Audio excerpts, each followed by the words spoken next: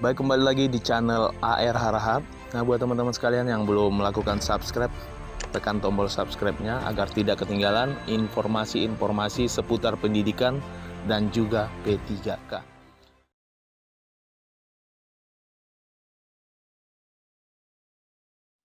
Kapan ini 1 juta ini akan selesai? Gitu, jangan-jangan di tahun 2024 ya, ini baru beres angka ini. Kalau menurut saya pimpinan dan teman-teman sekalian dan para narasumber, ini kuncinya ini ada di keberpihakan. Ya, menurut saya keberpihakan negara ini jangan tanggung-tanggung gitu ya terhadap guru. Kita yang ada di Zoom meeting ini ya, meskipun saya juga pendidikannya nggak sampai S2, S3 atau belum profesor gitu ya, kita yang ada di Zoom meeting ini semuanya tentunya atas karena jasa dan kerja keras dari para guru, selain orang tua kita masing-masing. Jadi keberpihakan dan afirmasi kepada mereka menurut saya itu jangan pas bandrol lah, ya, jangan tanggung-tanggung, jangan syaratnya itu juga terlalu banyak juga, dan juga ini kan adalah bentuk dari apresiasi negara, bentuk dari apresiasi Presiden Jokowi yang begitu peduli terhadap guru. Saya tahu persis sejak beliau menjadi Gubernur DKI Jakarta, sehingga alokasi itu diberikan besar. Nah, kita yang ada di jajaran pemerintahan, baik itu di kementerian, di menteri, dan jajaran eselon 1, eselon 2-nya, justru bisa menerjemahkan keberpihakan presiden ini kepada guru. Kenapa? Terus terang ya, ini para narasumber yang ada di sini, kami beberapa hari yang lalu di panja pengangkatan GTK honorer menjadi ASN, ini banyak sekali menerima aspirasi. Ya, kami dengar keluhan mereka, teriakan mereka, dan respon mereka, pemerintah yang tidak cepat, gitu ya. Bahkan di forum panja ini juga, kalau ingat ya, tadi disampaikan oleh salah satu direktur dari Kemenq, mengatakan sudah mengirim surat kepada wakil wali kota, bupati, dan para gubernur. Surat itu kan muncul karena dari rapat dengar pendapat di Komisi 10. Ya, bupati dan wali kota teriak pada panja, mana suratnya, mana suratnya. Kita ini kan negara, kita ini kan pemerintah. Masa pakai informasi di Zoom aja di meeting, tidak ada suratnya. Lalu muncullah surat yang tanggal 31 Maret 2021. Untuk itu pimpinan, Pak Fikri yang terhormat, ya, atas izin pimpinan, saya mau minta tolong. Ya, kalau boleh laporan singkat panja yang menyampaikan aspirasi rakyat yang disampaikan oleh Persatuan Guru, Forum Guru, Ikatan Sarjana Pendidikan, Himpunan Pendidikan PAUD, dan Forum dan lain-lain yang dipimpin Ibu Agustina Wilujeng beberapa waktu yang lalu, tolong segera dikasih pada mereka. Supaya apa? Supaya gerakan pemerintah ini lebih gesit, Pak Fikri. Ya, seperti yang Bang Rano tadi sampaikan. Ini kok presentasinya masih sama dengan beberapa bulan yang lalu, padahal di lapangan itu dinamis. Gitu. Jadi tolong Pak Fikri atas izin pimpinan, saya tahu hasil panja itu saya tidak tahu apakah hasil panja itu boleh langsung diberikan pada pemerintah atau tidak, atau harus nunggu rekomendasi panja secara final, tapi jika diizinkan, mohon aspirasi dari masyarakat yang diserap oleh panja segera dikirimkan kepada pemerintah untuk ditindaklanjuti.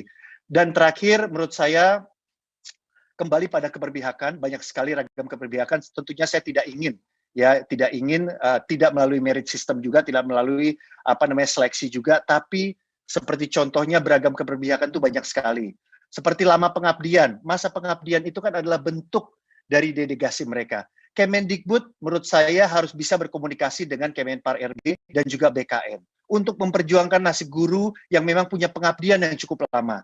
Ada dong keberpihakan kita. Begitu juga dengan mereka yang di atas usia 50 tahun.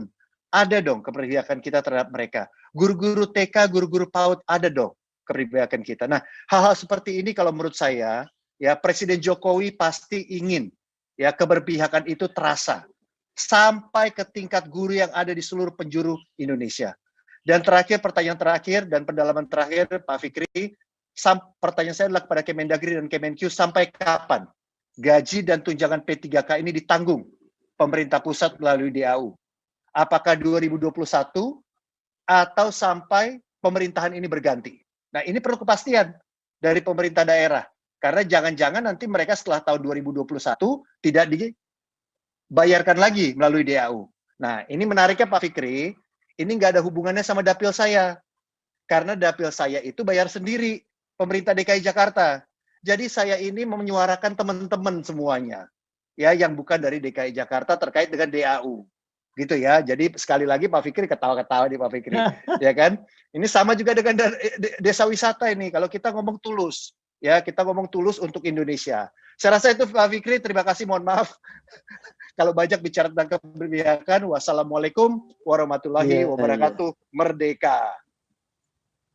Salam merdeka. Terima kasih Bang Putra yang telah menyuarakan dapil lain, bukan dapil TKI. Pagi Baik. Pak Rano Karno. Terima Silakan. kasih Pak Ketua.